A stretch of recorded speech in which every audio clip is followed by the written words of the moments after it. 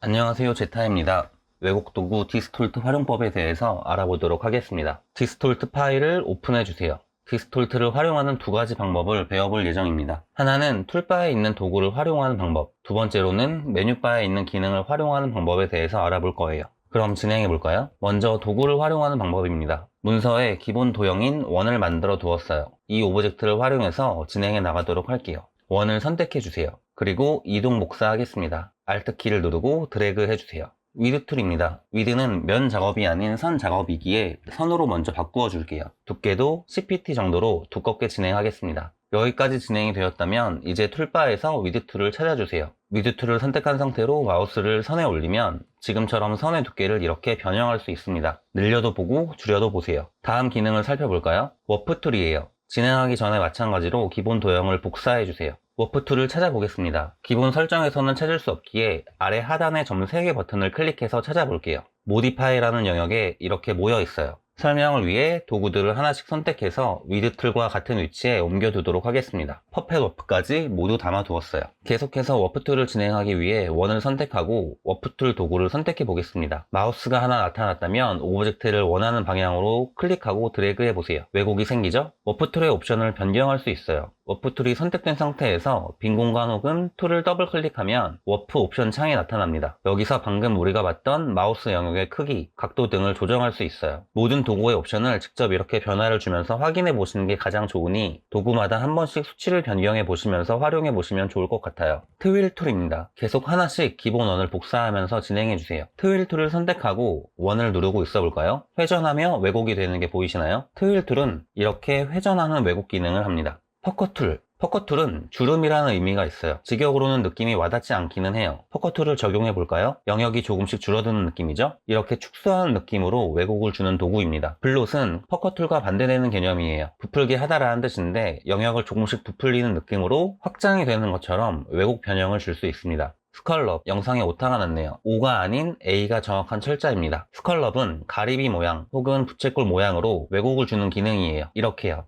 크리스탈라이즈, 결정화입니다. 스컬럽과 비슷한 듯 다르게 적용이 되는데 뾰족뾰족하게 변형을 주는 기능을 합니다. 링클도 직역을 하면 주름살 지게 하다라는 뜻이 있어요. 주름살 지는 모양인 것 같나요? 퍼펫어프, 꼭두각시 변형이라는 의미입니다. 선택을 하면 지금처럼 그물망 같은 형태가 생기고 이 형태에 있는 포인트를 선택해서 이동시키거나 빈 영역을 클릭해서 포인트를 추가한 후에 왜곡을 줄 수 있어요. 포인트를 지울 때는 포인트 선택 후 델리트 버튼을 눌러주세요. 다음으로는 메뉴 기능의 디스톨트를 알아볼게요. 도구에 있는 기능과 같은 이름을 가진 메뉴들도 보이죠? 하나씩 배워보도록 하겠습니다. 메뉴바 이펙트에서 디스톨트 앤 트랜스폼을 선택해주세요. 그럼 하위 메뉴로 다양한 디스톨트 기능들이 있는 게 확인되실 거예요. 퍼커 툴을 선택해 볼까요? 옵션 창이 활성화되며 블록과 함께 있는 게 보이실 거예요. 퍼커 방향으로 동그라미 포인트를 움직이거나 마이너스 표시를 한 후에 수치를 주면 이렇게 뾰족한 느낌으로 왜곡이 일어납니다. 블롯도 바로 볼게요. 블롯은 퍼커와 반대로 둥글게 퍼지는 느낌이죠? 반대되는 느낌으로 퍼커와 블롯을 활용할 수 있습니다.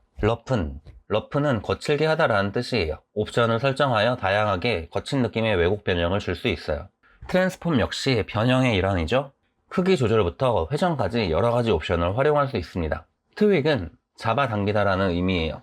옵션 창 설정을 조금씩 변화를 주면 잡아당겨서 왜곡을 주는 느낌이 드나요? 트위스트는 우선 원이 아닌 네모 도형을 만들어주세요. 원은 효과를 주어도 변화를 가져가기 어렵기 때문에 네모로 진행을 합니다. 네모가 옵션 값에 의해서 비틀어지는 게 보이시나요? 이렇게 비트는 기능을 하는 트위스트예요. 지그재그를 선택해주세요. 옵션을 적용해서 모서리를 지그재그로 표현할 수 있는 왜곡 기능입니다. 마찬가지로 옵션의 기능을 이것저것 적용해보면 더 좋겠죠? 마지막으로 스타일라이즈라는 기능에 대해서도 알아볼 거예요. 이 기능을 통해서 오브젝트에 다양한 효과를 적용해 줄 수 있어요. 하나씩 배워볼까요? 메뉴바 이펙트에서 스타일라이즈 메뉴를 선택해 주세요. 디스톨트와 마찬가지로 하위 메뉴가 나타나죠? 첫 번째로 드롭 섀도우입니다. 클릭만으로 오브젝트에 그림자 효과를 줄 수 있어요.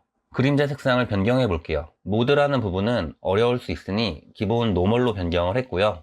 칼라 영역을 클릭해서 컬러 피커 창을 띄운 후 색상을 변경했습니다. 색깔이 있는 그림자가 만들어졌어요. 나머지 옵션을 통해서 불투명도, 그림자의 위치, 흐림 정도 등 다양하게 변화를 줄 수 있습니다. 헤더를 알아보기 앞서 앞에 만들어둔 드롭 섀도우가 적용된 오브젝트를 그대로 복사했어요. 여기서 메뉴 하나만 더 알아보겠습니다. 이렇게 효과를 적용한 오브젝트를 수정하는 방법이에요. 중요한 부분이니 반드시 알아두셔야 해요. 메뉴바 윈도우에서 어피어런스라는 메뉴를 선택해 주세요. 그러면 선택한 옵션 창이 활성화되고 그 안에 효과가 적용이 되어 있는 게 보이실 거예요. 효과를 선택하고 휴지통 아이콘을 클릭하면 효과가 사라집니다. 만약 효과를 수정하고 싶다면 옵션 창 안에 있는 효과 버튼을 클릭해 주세요. 효과 옵션이 재활성화돼서 언제든지 수정할 수 있어요. 이렇게 지우는 방식으로 기존 효과를 지우고 다음 효과를 적용해 보도록 할게요. 어피어런스 창이 활성화되어 있다면 옵션 창에 FX 버튼이 보이시나요? 이 버튼을 클릭해 주세요. 바로가기처럼 스타일라이즈 메뉴가 있는 게 보이시죠? 이 버튼을 활용해서 이펙트를 적용할 수 있습니다. 클릭해 볼까요? 그리고 패더를 눌러주세요. 원 모양의 범위 안에서 경계가 흐려지는 효과를 확인하실 수 있어요. 같은 방식으로 오브젝트를 복사하고 효과를 제거한 후에 다음 기능을 적용해 볼게요. 이너 글로우, 내부 광선이에요. 오브젝트 안쪽에 빛나는 효과를 연출해 줄 수 있습니다. 이번에는 아웃 글로우, 안쪽에 빛을 표현하는 것과는 반대로 바깥쪽에 빛을 표현해 주는 기능이에요. 라운드 코너스, 말 그대로 코너를 둥글게 만들어 줍니다. 원은 모서리를 둥글게 할 수 없으니 네모 모양을 만들어 주세요. 옵션을 선택하여 값을 주면 모서리가 둥글게 변하죠? 스크리블, 갈겨 쓰다, 흘리다 라는 뜻이 있어요. 선택한 후에 옵션을 조정해 보겠습니다. 면이 선으로 변경이 되면서 다른 모습을 띠는 게 보이실 거예요. 예제입니다. 디스톨트 기능을 활용해서 간단하게 문양을 만들어 봤어요. 같이 마무리해 볼게요. 적당한 크기의 원을 만들어 주세요. 그리고 이펙트, 디스톨트 앤 트랜스폼 옵션에서 퍼커 앤 블로트를 선택하고 블롯으로 200%를 주겠습니다. 모양이 변하죠? 크기도 살짝 줄이고 회전을 할게요. 모서리 쪽에 원도 하나씩 그려 넣도록 하겠습니다. 상하 좌우 하나씩 그렸어요. 옆에 빈 공간에 그리다 보니 잘 보이지 않을 것 같아서 잠시 배경을 가리고 위에서 작업을 진행을 할게요. 이제 같은 모양의 반복이니 지금 만들어둔 도형을 선택해서 제자리 붙여넣기, 컨트롤 C, 컨트롤 F를 해주세요. 복사된 오브젝트를 살짝 회전을 주면 이렇게 겹쳐진 모양이 되죠? 면은 보이지 않게 논 처리하겠습니다. 거의 다 되었어요. 채색을 위해서 다시 배경을 제거하고 옆으로 이동해 볼게요. 지금 문서에 있는 문양은 원본이 잠겨 있는 상태예요. 아이드롭 툴로 이미지 부분을 선택하면 알아서 선 색상만 변경이 될 거예요.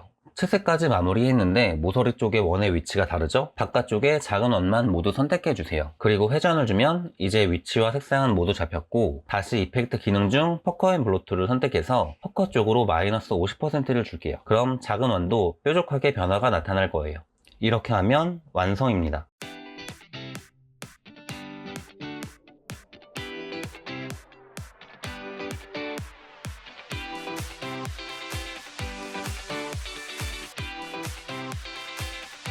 자, 이렇게 해서 오늘 디스톨트부터 스타일라이즈까지 다양한 기능을 배워봤어요.